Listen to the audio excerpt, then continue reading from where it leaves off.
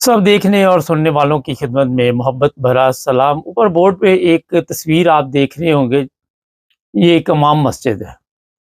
कल मैंने प्रोग्राम में आपको बताया था कि ये जो तबलीगी जमात वाले हैं, वो चर्च से लेके जा रहे थे और पकड़े गए, पुलिस ने पकड़ लिया, लाखों रुपए की चर्च जब्त कर ली।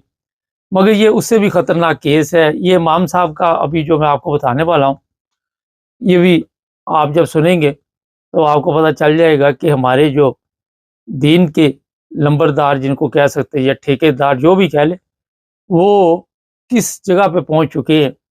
ये जनाब चिन्योड़ का इलाका है, बमाना, उसके आसपास जो लोग रहते हैं उनको पता है। और वहाँ पे ये इमाम साहब गिरफ्तार हुए। इमाम साहब ज़ाहिर है 5 वक़्त नमाज पढ़ाते थे, बड़ी इबादत करते थे और लोगों को भी यही कहते थे कि नेक काम करो और बदी से दूर रहो। मगर इनसे बरामद क्या हुआ, जब मैं ये आपको बताऊंगा तो आपको पता चल जाएगा कि मैं क्यों ये प्रोग्राम इतने करता हूँ। वजह ये है कि आज ये जो दीन के ठेकेदार थे, ये है इस कौम के कसूरवार, जिस कौम का आज आप देख रहे हैं कि बेड़ा गर्क हुआ। और ये इमाम साहब ने जनाब 50 लीटर शराब वो कंधों पे उठाई हुई थी। 50 लीटर शराब, चंद दिन पहले की बात है, ईद के करीब की बात है ये। खैर, और 25 लीटर इधर, 25 लीटर इधर बैलेंस, ताकि कोई इमाम साहब का अगर 26 हो जाती तो कंधा इधर को हो जाना था, इसलिए बैलेंस ठीक रखा है इन्होंने। और फिर ये जनाब पैदल जा रहे थे। किसी को क्या पता होता है कि इमाम साहब जो है वो एक कौन से काम में लगे हुए हैं, और ये शराब सप्लाई होनी थी, आगे बिकनी थी ईद पे, लोगों को ज़ाहिर है नशा चाहिए था। इनको जब पुलिस ने रोका और इनसे पूछा कि इसमें क्या है, बताया जा रहा है पुलिस को शक हुआ, मगर मेरा ख्याल है कि इतना शक वाली बात नहीं, कहीं से मुखबरी हुई होगी, जहाँ से ली होगी शराब या किसी के साथ दुश्मनी होगी, उसने पुलिस को इतला दी होगी और बारह पुलिस ने रोक लिया। पुलिस ने पूछा जी इमाम साहब इसमें क्या है, इमाम साहब ने कहा कि पानी है। अब इमाम साहब के हिसाब से तो पानी होगा ना, ज़ाहिर है पता नहीं कब से ये काम हो रहा है। उसके बाद ये इमाम साहब ने ना दौड़ लगानी शुरू कर दी, ऊपर आके सुना कि दौड़ तो नहीं, मतलब आहिस्ता आहिस्ता दौड़ तो नहीं लगा सकता बंदा, लेकिन वो आहिस्ता आहिस्ता ना बैग जाना शुरू कर दिया। लेकिन पुलिस ने उनको रोक लिया और रोक के जब वो ढक्कन शक्कन खोले तो फिर पता चला जनाब ये तो शराब है। अब इमाम साहब को हिरासत में ले लिया गया और फिर ज़ाहिर है इमाम साहब के पीछे भी पूरी कंपनी होगी जो उनको छुड़ाने वाली होगी। जब भी कोई पकड़ा जाता है, कोई बच्चों के साथ ज़्यादती करता, अभी दूसरा कोई गुनाह करता, फिर दूसरे इमाम भी आ जाते हैं। तो वहाँ पे अब हुआ ये कि इमाम साहब से पूछा, इमाम साहब आपका काम तो है कि दीन की तालीम देना, आपका काम है लोगों को कुरान पाक की तालीम देना, हलाल काम बताना और बताना कि हराम कामों से आपने बच के रहना।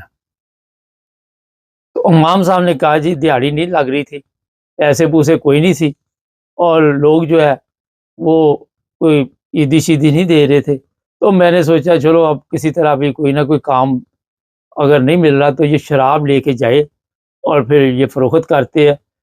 और लोगों को पता था कि इमाम साहब पे किसने शक करना है। ये भी एक बड़ा पॉइंट है कि इमाम साहब तो दीन के ठेकेदार है, इनसे किसने पूछना। मगर बदकिस्मती कि मैं आपके काबू आ गया। उसके बाद इमाम साहब पे कोई एफआईआर दर्ज हुई या नहीं हुई, ये एक अलहदा कहानी। ये चीज़ें जो आपको मैं बताता हूँ, मकसद किसी को नीचा दिखाना नहीं होता।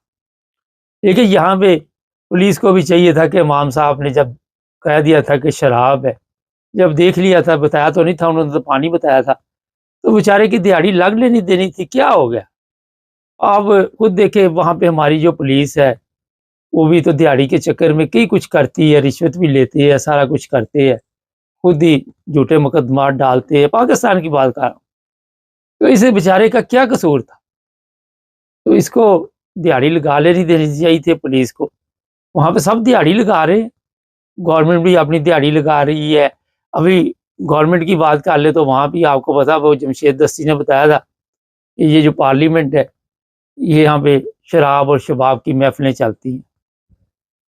آپ اندازہ لگائیں، یہ تو میں نے مذاقن کہا ہے نا کہ دیہڑی کے چکر میں پوری قوم کو برباد کر دیا۔ یہ جو دین بیچتے ہیں، یہ جو دیہڑی دار لا کے لوگوں کے اوپر حملے کرواتے ہیں، جو دیہڑی والے یہ جعلی مقدمات درج کراتے ہیں، یہ جو دیہڑی والے جھوٹے وہ کیا ہوتے ہیں جھوٹی گواہی دیتے ہیں، یہ سب سسٹم دیہڑی کا ہے۔ ہر بندہ اسی دیہڑی کے چکر میں ملک کو بھی کھا رہا ہے اور ملک کی جو قوم ہے اس کا بھی بیڑا گرک کر رہا ہے۔ اور سب سے زبردست آج کل اگر تجارت ہے نا تو یہ آپ کے پاس ہے جناب، آپ نے داڑھی رکھنی ہے اور ایک دو وہ تسبیح ہاتھ میں ہونی چاہیے، بس اس کے بعد آپ کو اس سے زبردست کاروبار نہیں مل سکتا۔ پھر آپ جب داڑھی شاڑھی رکھ لیں گے اور کسی جگہ امام مسجد لگ جائیں گے، وہ آپ کی قسمت ہے کہ کس علاقے میں لگتے ہیں، اور پھر آپ جو مرضی کرے کوئی آپ کو نہیں پوچھے گا، کیونکہ آپ ہوں گے امام مسجد۔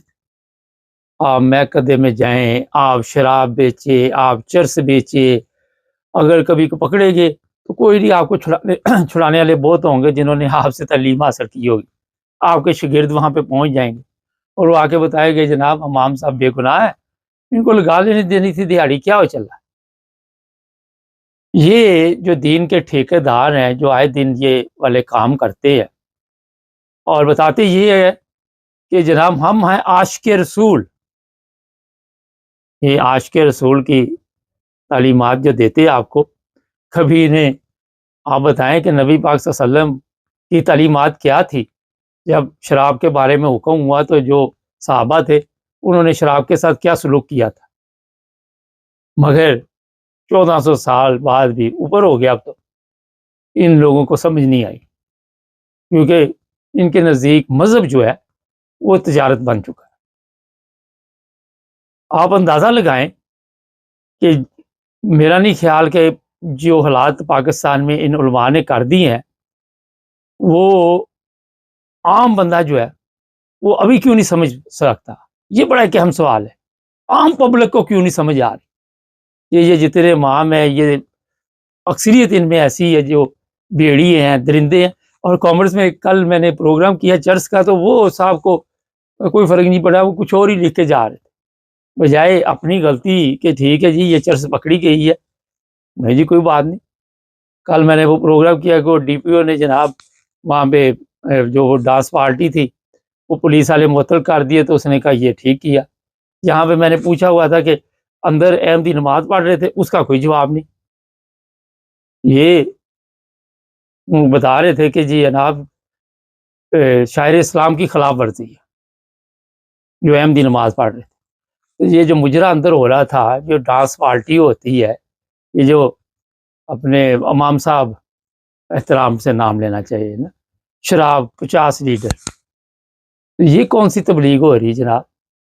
یہ کون سی اسلام کی تبلیغ ہو رہی ہے؟ کون سا اسلام کا نام روشن کیا جا رہا ہے؟ میں آپ کو یہ کل ایک صاحب لکھ رہے تھے جی وہ ڈاکٹر اسرار بھی جو تھے وہ منافق تھے۔ اچھا جی وہ منافق تھے تو آپ اپنے بارے میں بتائیں، ڈاکٹر کو تو چھوڑے ایک منٹ، وہ تو چلا گیا دنیا سے، اور آپ تو زندہ ہیں نا، آپ کیا کر رہے ہو؟ اور پھر آپ اندازہ یہاں سے بھی ایک اور لگا سکتے ہیں کہ جب اس طرح کی خبر آتی ہے تو سوشل میڈیا پہ صرف آئے گی۔ میڈیا جو ہے ان کو کہا ہوا کہ کوئی ایسی خبر شبر نہیں دینی ہے، آپ نے کوئی ایسا قدم نہیں اٹھانا جس سے ہمارے لوگ جو ہیں چاہے وہ غلط کام ہی کرتے ہو، اور جہاں پہ یہ آپ دیکھیں کہ غلط کام ہو رہا ہے اور وہاں پہ کوئی چیز چھپائی جا رہی ہے، اس کا مطلب یہ ہے کہ اور لوگوں کے لیے بھی یہ حوصلہ افزائی ہوتی ہے، وہ کہتے کچھ نہیں ہوتا، لے دے کے جان چھوٹ جائے گی، اتنا بڑا کون سا مسئلہ ہے۔ پاکستان کی جو حالت ان لوگوں نے کر دی ہوئی ہے، آپ سمجھتے اس سے باہر نکل سکتے ہیں ہم؟ یہ جو چنیوٹ کا ایریا ہے، میرے سے پوچھے تو یہاں پہ بڑے دعوے کیے جاتے ہیں، یہاں پہ بڑے بڑے علماء وہ کہتے تھے بڑی ہم خدمت کر رہے اسلام کی، مولانا منظور چنیوٹی جیسے لوگ یہاں پہ، ان کی پھر اولاد بھی کافی محنت کر رہی ہے، مگر اس کے باوجود امام صاحب شراب لے کے جا رہے ہیں۔ یہ گڑھ ہے، یہ وہ گڑھ ہے یہاں پہ یہ لوگ بڑی محنت کے ساتھ کبھی افریقہ جاتے ہیں، کبھی کسی جگہ جاتے ہیں، کبھی کسی جگہ جاتے ہیں، کیا کرنے جاتے ہیں وہ بھی آپ کو پتہ ہے کن لوگوں کا یہ پیچھا کرتے ہیں، میں اس تفصیل میں نہیں پڑھتا، مگر میں یہ آپ کو بتانا چاہتا ہوں کہ آج جو پاکستان میں اسلام پیش کیا جا رہا ہے یہ میرے نبی پاک صلی اللہ علیہ وسلم کا اسلام نہیں ہے۔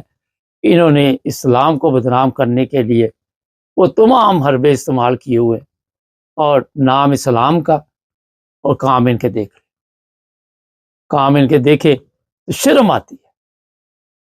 یہاں پہ یورپ میں آپ کو پتہ ہے شراب بالکل عام ہے، لیکن جس نے نہیں اس کے پاس جانا اس نے نہیں جانا۔ پاکستان میں ہو سکتا ہے یہ مولوی صاحب نے کسی کرسچن کے نام پہ یا کسی اور کے نام پہ یہ پکڑی ہو، کیونکہ وہ پرمٹ کیا وہ دے دیتے ہیں، دیسی ہوگی وہ کون سی بلیتی ہے جو 25 لیٹر بلیتی، تو وہ پولیس والے لینے جاتے ہیں نا بڑے لوگوں کے لیے۔ کئی دفعہ آپ نے ویڈیو دیکھی لاہور میں، اور وہ جا کے تو بوتلیں چھپا کے لے کے آتے، جب ان کو پکڑا جائے تو دوڑ لگا دیتے، کیونکہ صرف میڈیا پہ نہ آئے۔ کئی دفعہ ہمارے پولیس والے وہ پچھلے دنوں آئی یو کو ایک گالیاں نکال رہا تھا، وہ دیسی سے نہیں وہ لیتی سے نکال رہا تھا۔ تو یہ تھوڑی سی میں نے آپ کو اس لیے بتاتا رہتا ہوں کہ شاید لوگوں کو شعور آ جائے۔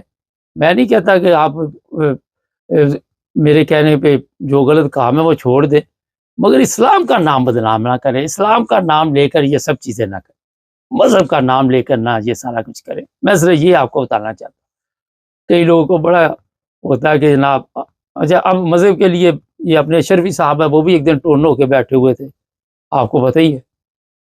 یہ جو مولوی صاحب پکڑے گئے امام صاحب مظہر حسین ان کا نام ہے، میں نام بھی بتا دیتا آپ کو، اور ان کی تصویر باہر بورڈ پہ لگا دیتے۔ بہت سے لوگ کہتے ہیں جی ویڈیو چلایا کرے، اس میں کئی ہمارے لیے مشکلات ہوتی ہے، یوٹیوب کی وجہ سے کئی کاپی رائٹس کے ایشو ہوتے ہیں، چینل جو ہے پھر متاثر ہوتا ہے۔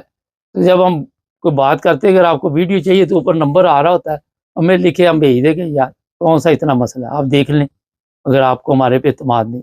چینل کو سبسکرائب کریں، جڑے رہے ہمارے ساتھ تاکہ اور سب دیکھنے اور سننے والوں کی خدمت میں محبت بھرا سلام۔ عرفان احمد خان صاحب ہمارے ساتھ ہوں گے جرمنی سے۔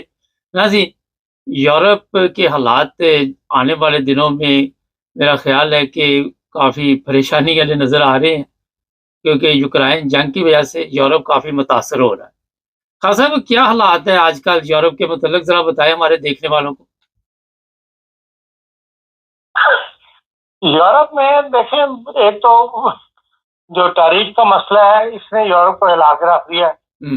بہرحال ایک پریشانی تو ہے، دنیا کی ایکسپورٹ امپورٹ دونوں متاثر ہوگی، مارکیٹیں کریش کر گئی ہیں۔ ایک دن مارکیٹ اٹھی تھی لیکن کیونکہ 134% اس نے چین پہ برقرار رکھی ہے، اس کے اثرات ظاہر ہو رہے ہیں۔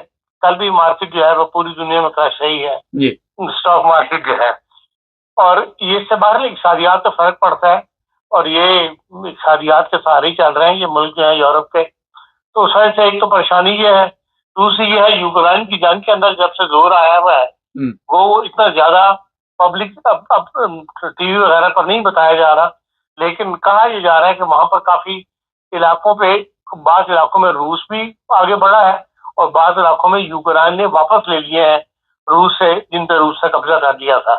اور یہ ایک خاصی وہاں پہ ایک سچویشن جو ہے وہ اس طرف ڈیولپ ہو رہی ہے کہ یورپ اس لحاظ سے پریشان ہے کہ روس نے پر اعتبار نہیں کیا جا سکے، اور روس کے ارادے کیا ہیں یہ سب سے بڑا سوال ہے ان یورپ کے لیے۔ تو یورپ تو ابھی تک جنگ کے لیے تیار نہیں تھا، ایک بڑی جنگ کے لیے، ان معنوں میں کہ بھئی اگر ڈائریکٹ ان کو مقابلہ کرنا پڑے، اس کی امریکہ کے زیر سایہ یا امریکہ کی پشت پہ سوار ہو کے لڑنے کے لیے تو وہ تو یہ ہر وقت ایک فضا موجود رہتی ہے، لیکن یہ فیصلہ نہیں تھا کہ ہاں انہیں خود انڈیپینڈنٹ لڑنا پڑے گا۔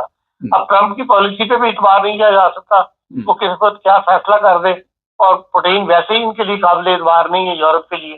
تو اس لحاظ سے یورپ اس وقت کافی انڈر پریشر ہے، جنگ کے لحاظ سے بھی، اقتصادیات کے لحاظ سے بھی، تعریف وغیرہ لحاظ سے، امریکہ ریلیشن شپ کے لحاظ سے بھی۔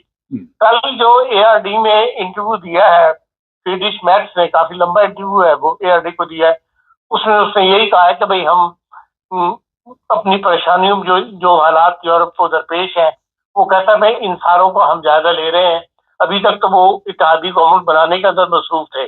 اب جب کہ فیصلہ ہو گیا ہے کہ بھئی ایس پی ڈی کے ساتھ انہوں نے حکومت تشکیل دینی ہے, معاہدہ آپس میں کر لیا انہوں نے, تو وہ کہتا ہے کہ اب ہم فوری طور پر ایک اجلاس کو, شناختی کارڈ چائنیز تھے, بینکوں کے کارڈ چائنیز تھے, یہ روس کی طرف سے لڑ رہے تھے اور اس کی یوکرائن کی بارڈر کے اندر, مطلب یوکرائن کی سرزمین پہ ہم نے پکڑے تھے.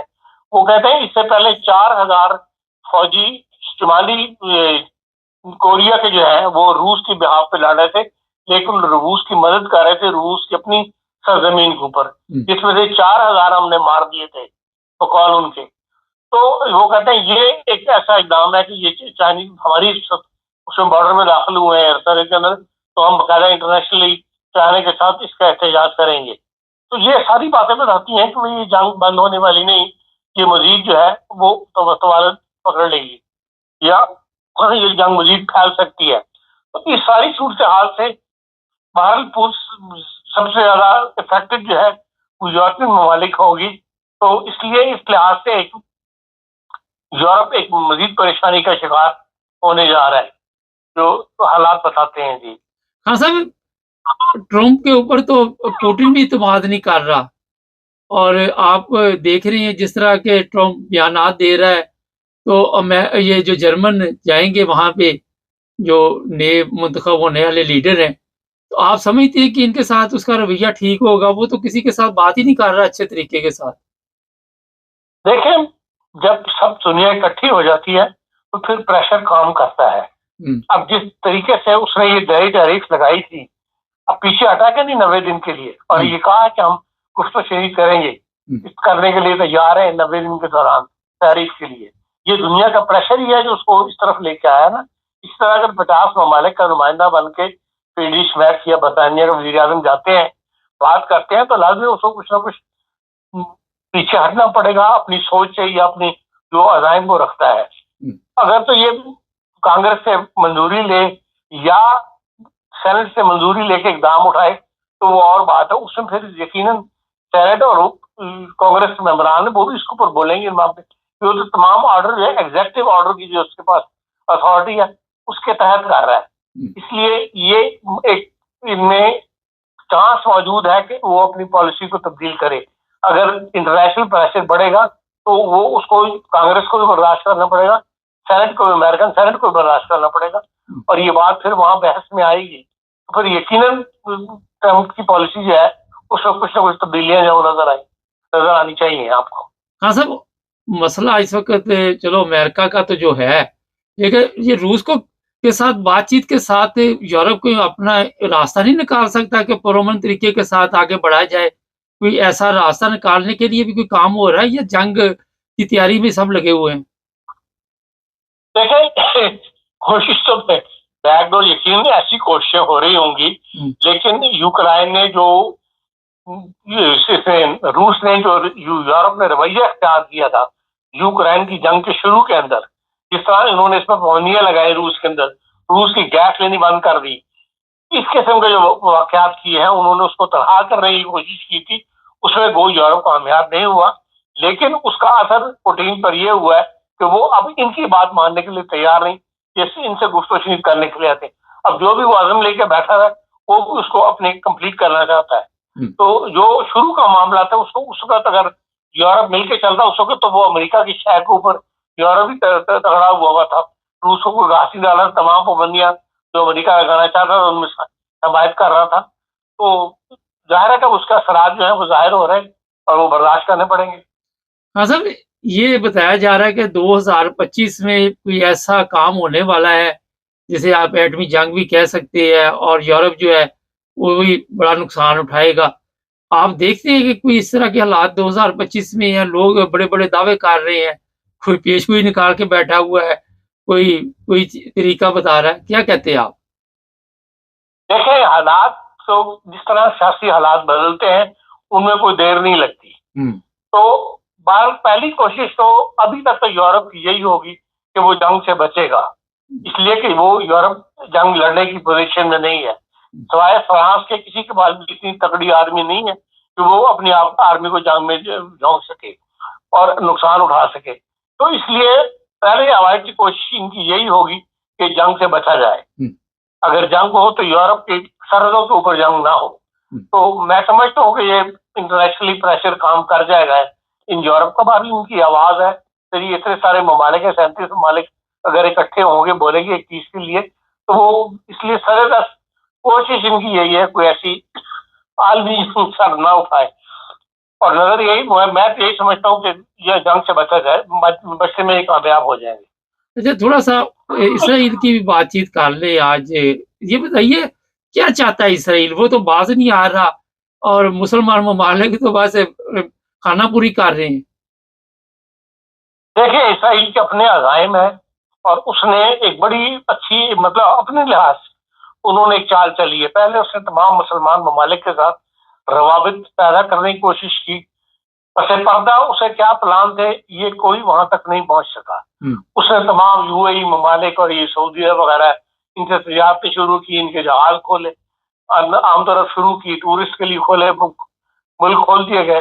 कोई दुनिया यही समझती रही कि ये आपस में करीब आ रहे हैं यहूदी और मुसलमान ममालिक जो है। लेकिन सरदस उसने उसका बदला लेना था, हमास को खत्म करना था, और वो जो पसे पर है उसकी कार्रवाई की वो उसने फिर कर दी। और अब मुसलमान सिर्फ जिसे कहते हैं मुंह देखते रह गए हैं। कोई उनके बस में नहीं है, ना कोई उनकी बात सुन रहा है, ना उनकी बातों को इम्पोर्टेंस दे रहा है। हत्ता कि यूरोप जैसे यूरोप के अंदर भी उनकी आवाज को इतना मौसर तौर पर पेश नहीं किया जा रहा। पब्लिक यकीनन फलस्तीनियों के साथ है, मुसलमानों इसराइल के खिलाफ है, लेकिन यह है कि हुकूमतें जो है वो इसराइल के खिलाफ कोई ऐसा इल्जाम उठाने के तैयार नहीं है, और ना कोई उनका ऐसा कदम उठाने के लिए तैयार है जिससे इसराइल के हाथ जो है रोका जा सके।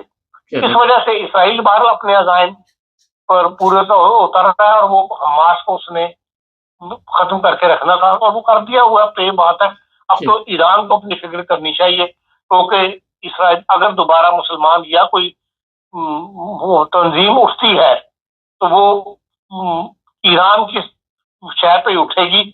इसलिए वो और तो कोई मुसलमानों की इतनी मदद नहीं करता जितने के प्रैक्टिकली जब जिस कहते हैं असले के मौतौर या उनको जमीन फराम कर रहे हैं, असला फराम करने के अंदर ईरान ने ही सबसे ज्यादा मदद की हुई है, और मुसलमान तो इतनी नहीं करते।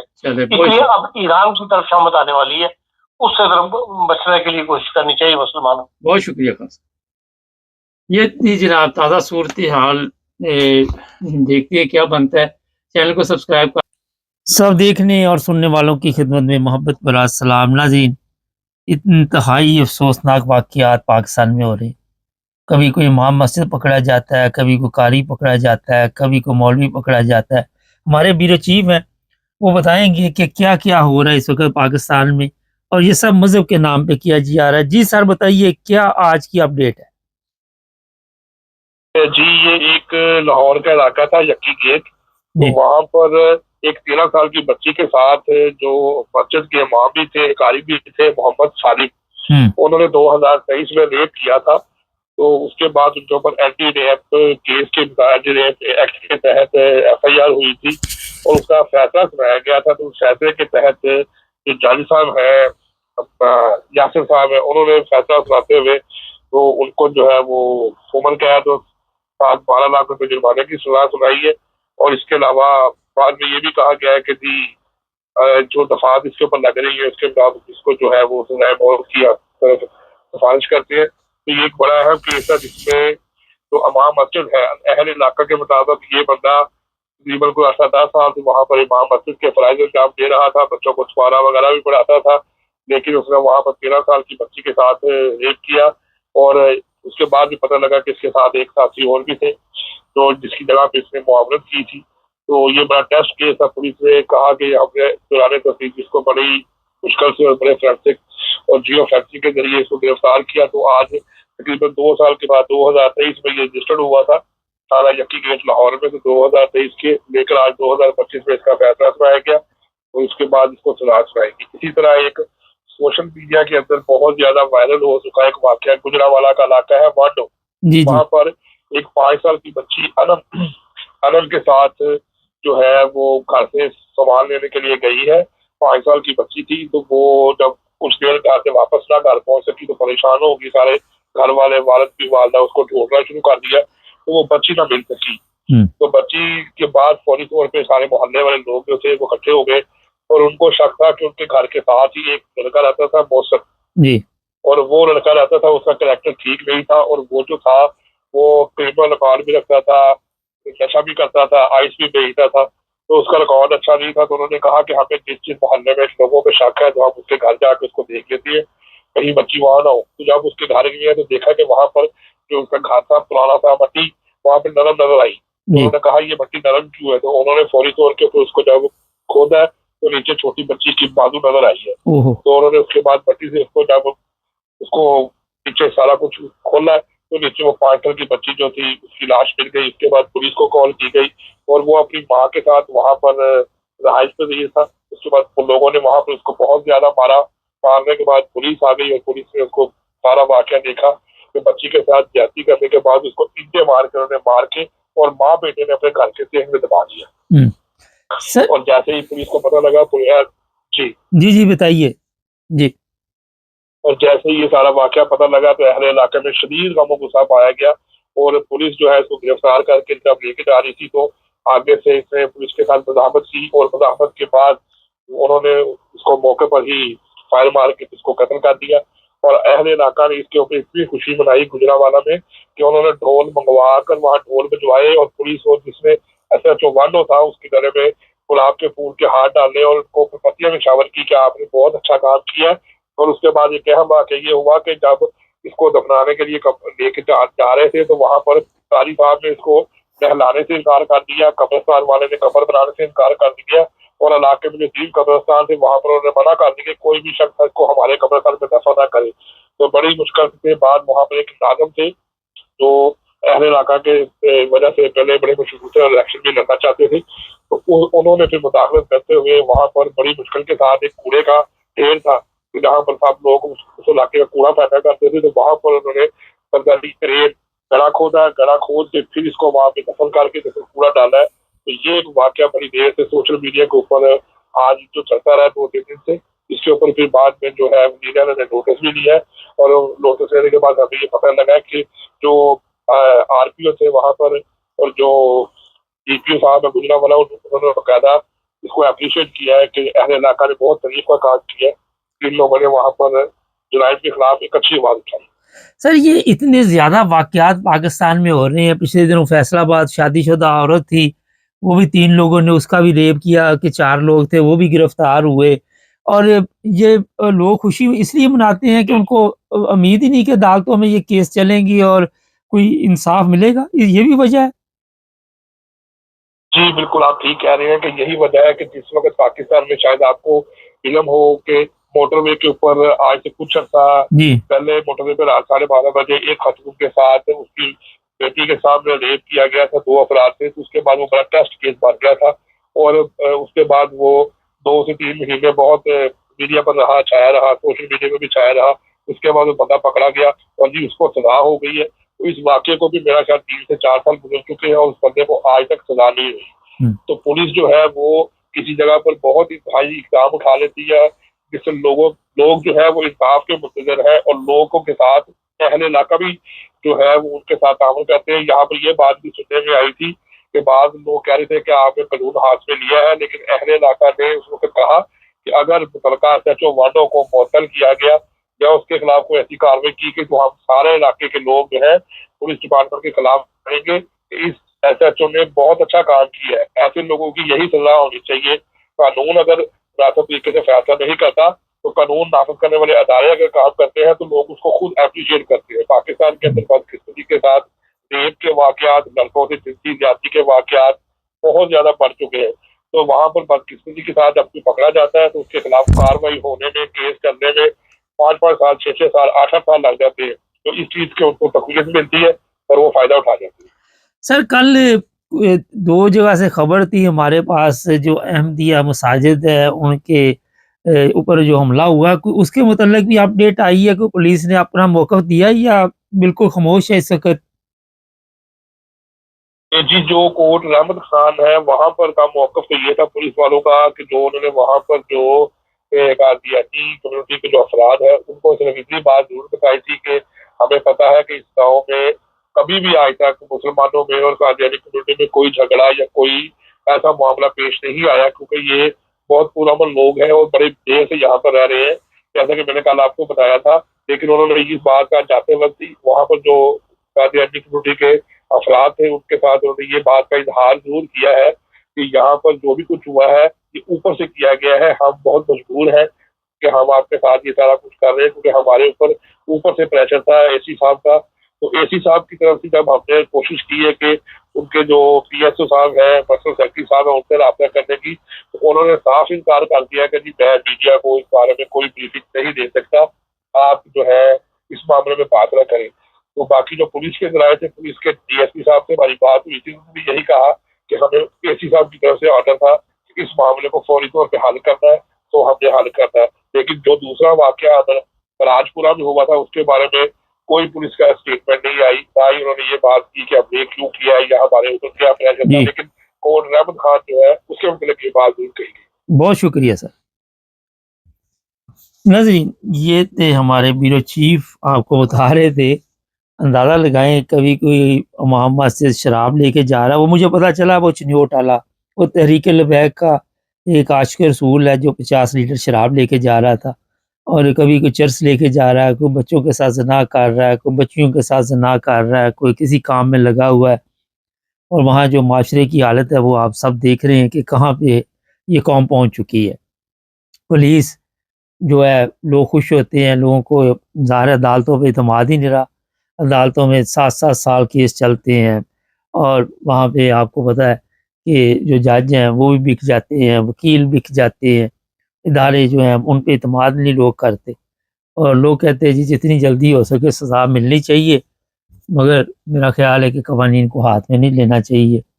مگر ایک اور بھی چیز ہے یہاں پہ، مگر اگر ہی رہ گیا باقی تو، کہ جو لوگ اداروں میں بیٹھے ہوئے ہیں انہیں اپنا فرض ادا کرنا چاہیے، انہیں سوچنا چاہیے کہ یہ جو کچھ ہو رہا ہے، آج آپ دیکھ رہے ہیں کہ قوم کس حالت میں پہنچ چکی ہے، اخلاقی طور پہ، انسانی طور پہ، مذہبی طور پہ، کسی جگہ پہ بھی کوئی معیار نہیں انسانوں کا وہاں، جس کے قابو جو آ جاتا ہے وہ سمجھتا ہے بس صحیح، اور ذہن میں یہ ہوتا ہے کہ میں نے پکڑے نہیں جانا۔ آئے دن اس طرح کے واقعات، آئے دن اس طرح، اور مذہب کو اس طرح کے انہوں نے ڈال بنایا ہوا ہے، اس کے پیچھے چھپ کر یہ سارے کام ہو رہے ہیں۔ اور دوسری طرف آپ دیکھ لیں کہ کبھی کسی مسجد کے منار گرا دیے جاتے ہیں، کبھی کوئی طریقہ کار، پولیس جو ہے، میں آج ہی ایک ساتھ بات کر رہا تھا کہ پولیس کا کام نہیں ہے، تو وہ کہنے لگا علماء کا کام ہے کہ جا کے لوگوں کی مساجد کرائیں، کسی کا بھی یہ کام نہیں۔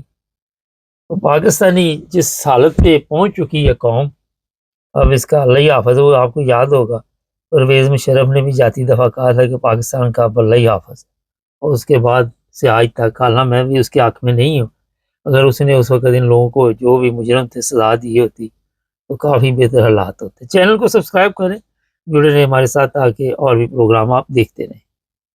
سب دیکھنے اور سننے والوں کی خدمت میں محبت بھرا سلام۔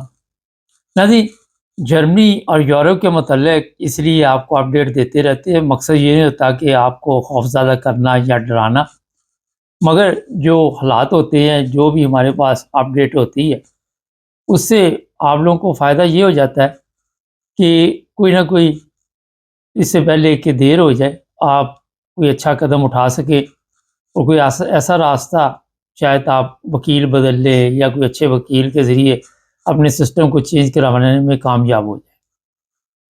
جرمنی کے حالات اتنے ٹائٹ ہیں، میں خود حیران ہوں کہ جرمن گورنمنٹ جو ہے وہ اس قدر وہاں پہ لوگوں کو پکڑ دکڑ میں مصروف ہے، شاید ان کو اور کوئی کام نہیں ہے۔ تو جی رپورٹ یہ ہے، 2 چیزیں آج کے پروگرام میں بیان کریں گے۔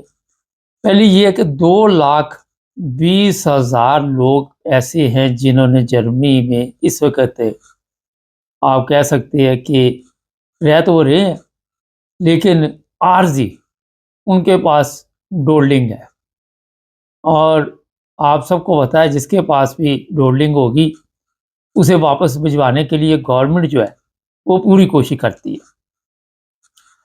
اب دوسرے لوگ پوچھتے ہیں ڈولڈنگ کیا ہے، جو جرمنی میں رہتے ہیں ان کو پتہ ہے، اور یہ تعلق صرف جرمنی تک کی ہے۔ اب ایسے جتنے بھی لوگ ہیں ان کی پکڑ دکڑ میں بڑی تیزی آ گئی، اور لوگوں کو اگر یہ سوچ رہے، اس میں انڈین بھی بڑے زیادہ ہے، پاکستانی بھی ہمارے ہیں، اور ممالک کے اور بھی زیادہ ہے، ہمارے اتنے نہیں ہیں جتنے دوسرے ممالک کے۔ اور ان کے لیے جو مسئلہ بنا ہے، ان میں کوئی ایسے بھی ہیں بدقسمت، ان کو میں کہوں گا کہ وہ یہاں پہ اوپن تھارڈ الاؤنس لے سکتے تھے مگر انہوں نے لی نہیں۔ اب کیوں نہیں لی یہ بھی بتا دیتا آپ کو۔ 2-3 چیزیں تھیں جس کی وجہ سے انہوں نے وہاں پہ ایک تو کام نہیں کیا، اور دوسرا زبان نہیں سیکھی۔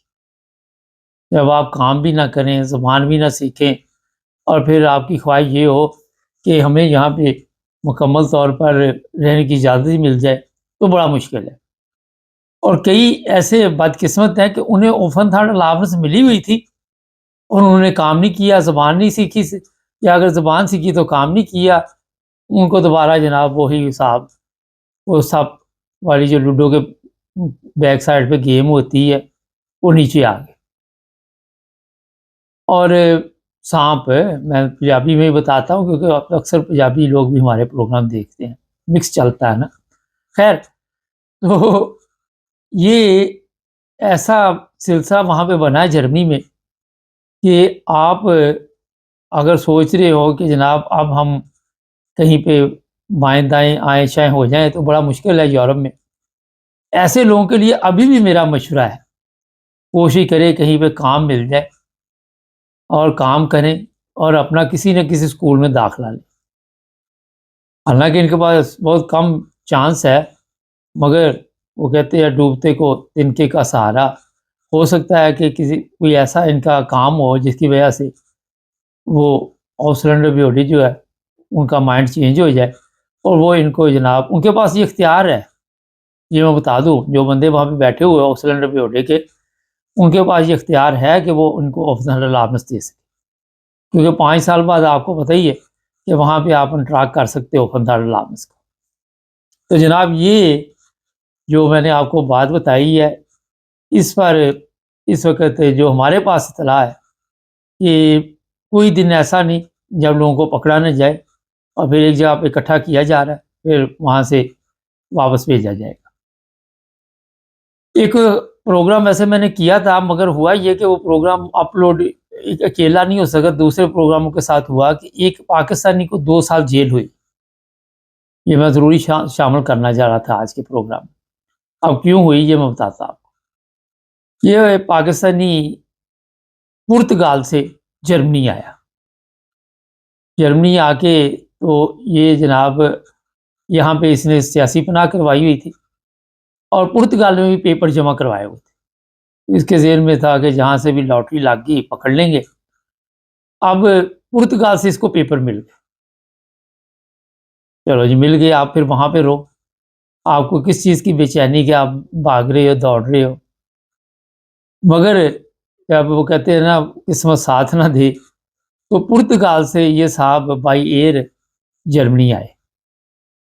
ذہن میں یہ تھا کہ لوکل فلائٹ ہی گنی جاتی ہے یورپ کی جو بھی ہے، تو وہاں پہ امیگریشن نہیں ہوتی، کسی نے مجھے پوچھنا نہیں، اور میں آرام سے نکل جاؤں گا۔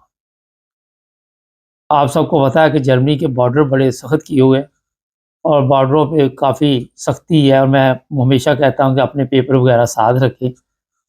آپ کا ریکارڈ تو ان کے پاس ہوتا ہے مگر ٹائم ضائع ہوتا ہے۔ خیر، اب یہ جناب صاحب بہادر وہاں پہ چیک ہو گئے۔ جب چیک ہوئے تو پولیس نے دیکھا، ان کی تلاشی لی، تو ان کو ان کی تلاشی کے دوران ان سے ایک کارڈ برآمد ہوا جو تھا پرتگال کا۔ جب انہوں نے دیکھا کہ یہاں بھی سیاسی پناہ، وہاں پرتگال میں بھی یہ صاحب جو ہے ڈبل کام کھینچ رہے ہیں، پھر انہوں نے چیک کیا یہ بینیفٹ لیتا ہے تو یہاں یہ سوشل لے رہا تھا۔ اور پھر جو ہمارے پاس اطلاع ہے کہ ان کو صاحب کو عدالت میں پیش کیا گیا، اور جج کو جب بتایا گیا کہ جناب یہ سوئچ پروگرام تھا وہاں بھی اور یہاں بھی ڈبل موجیں بہاریں لوٹ رہا تھا، تو جج نے پھر اسے 2 سال کی جیل کی سزا سنائی۔ اور 2 سال بعد نہ پرتگال نہ جرمنی یہ جائیں گے صاحب بہادر، لے آئی پھر کہاں پر قسمت ہمیں کہاں سے، یہ تو وہی جگہ ہے گزرے تھے ہم جہاں سے۔ باقی آپ سمجھ گئے ہوں گے۔ اصل میں یہ بات اس لیے آپ کو بتا رہا تھا کہ جو لوگ جہاں بیٹھے ہوئے ہیں ان کو چاہیے، ایک تو آج کل بھاگ دوڑ میں نہ لگے رہے، کبھی کسی ملک کبھی کسی ملک۔ پورے یورپ کے جو بارڈر ہے وہ کافی سخت کیے ہوئے، اور کہیں نہ کہیں آپ کے لیے مشکل پیدا ہو سکتی ہے۔ اور پھر جس طرح یہ صاحب اگر پرتگال میں بیٹھے رہتے اور وہاں پہ آرام سے، اب مصیبت یہ ہے پرتگال میں کام دھندا نہیں ہوتا، جس کی وجہ سے لوگ جو ہیں وہ مشکل حالات میں گزارا کرتے۔ میری بات ہوئی تھی ایک دن ایک صاحب سے، تو وہ کہنے لگے تھے کہ بڑی مشکل سے وہاں پہ ہمارے اخراجات پورے ہوتے۔ پھر وہ انگلینڈ آ گئے، یہاں پہ ایک دن ٹیکسی چلاتے، ان سے بات چیت ہوئی تو انہوں نے بتایا۔ تو جناب یہ دو چیزیں آپ کے سامنے میں لے کے آیا ہوں، اور تیسری جو ہم نے کل آپ کو بتائی تھی خان صاحب کے ساتھ کہ C D O, S P D, جو بھی پارٹیاں گورنمنٹ میں آ رہی ہیں، سی ایس او، ان کا معاہدہ ہو چکا ہے۔ 3 سال والا نیشنلٹی والا جو قانون پاس ہوا تھا اس کی منجی ٹھوک چکی ہے، اس بار یہ سب ایگری ہو چکی۔ آج پھر میں اس لیے کہ کل کئیوں نے نہیں دیکھا ہوگا، تو میں ہمیشہ کہتا رہا ہوں آپ کو، آپ میرے پروگرام دیکھیں کہ یار جتنی جلدی ہو جا کے اپنی نیشنلٹی لے لے، پیپر کلیئر کرے، کسی نہ کسی طرح اپنے سسٹم کو بہتر کرے، مگر توجہ ہی نہیں دیتے لوگ۔ کوئی کہہ رہا ہے مجھے زبان نہیں آتی، کوئی کہتا ہے مجھے کام نہیں ملتا، کوئی کہتا ہے میں اسکول نہیں گیا، کوئی کہتا ہے میں کالج نہیں گیا۔ تو اب ظاہر ہے 3 سال والا تو ہو گیا کام، لیکن اس کے بعد جو سیاسی پناہ ہیں اس پہ بھی ایک معاہدہ ہوا ہے، ان کے اوپر بہت زیادہ سختی کرنے کا پروگرام ہے۔ وہ کہا جا رہا ہے کہ یہاں پہ جرمنی میں وہی رہے گا جو کام کرے گا، سیاسی پناہ پہ ہو، وہ کچھ بھی ہو۔ اور جرمن پاسپورٹ ہو تو اور بات ہے، وہ تو ایک علیحدہ ایشو ہے، مگر ان کو بھی وہ کہیں گے کہ ہر مہینے جا کے حاضری لواؤ اور کام ڈھونڈو، نہیں ملے گا تو پھر ان کے لیے مشکلات ہوں۔ تو جناب یورپ کے جو حالات ہیں آہستہ آہستہ اتنے ٹائٹ کر دیے جائیں گے کہ یہاں پہ جو لوگ لاکھوں روپے وہاں سے دے کے آتے ہیں پاکستان سے، ان کے لیے مشکل ہو جائے گا کہ یہاں پہ وہ رہیں گے کیسے، کس طرح زندگی گزاریں گے، اور کیسے وہ پھر سسٹم کو چلائیں گے، لاکھوں روپے دے کے آئے ہوتے ہیں۔ تو جرمنی جیسے ملک میں جہاں سب سے زیادہ جو یورپ میں سیاسی پناہ تھی وہ جرمنی میں دی جاتی تھی، اور وہاں پہ بڑی تعداد میں ایسے لوگ تھے جن کو یہ وہاں پہ موقع ملا کہ انہوں نے وہاں پہ سیاسی پناہ لے۔ تو جناب یہ چند چیزیں تھیں جو آپ کی خدمت میں نے بتائی ہیں، اور یہ میں بتا دیتا ہوں کہ یہاں کی جیلیں والا اتنا بڑا ایشو نہیں ہے، 2 سال، مگر 2 سال کے بعد واپس جانا پڑے گا۔ پاکستان کی طرح جیل نہیں ہے، کھانا پینا بریک فاسٹ یہ وہ سب کچھ اچھا ملتا ہے، صحت اچھی رہتی ہے، تفریح کے لیے بھی کافی ٹائم دیتے، باہر جاؤ، باہر مطلب یہ نہیں کہ باہر جاؤ، وہاں پہ جو بھی ان کا علاقہ ہوتا ہے جس پہ انہوں کی نظر ہوتی ہے، تو وہاں پہ 1 گھنٹہ 1.5 گھنٹہ روزانہ باہر نکلنے کے لیے، گھومنے پھرنے کے لیے، تو یہاں پہ بیڈ فرسٹ کلاس ملتا ہے، فرسٹ کلاس آپ کو صحت کے لیے میڈیکل آپ کا ہوتا ہے، کوئی بیماری ہے تو ڈاکٹر آتا ہے، وہ دوائی شوائی لکھ دیتا ہے، ہر چیز ملتی ہے۔ یہ آخر پہ میں نے بتا دیا، یہ گھبرانے کی بات نہیں۔ چینل کو سبسکرائب کر لے، جڑے رہے۔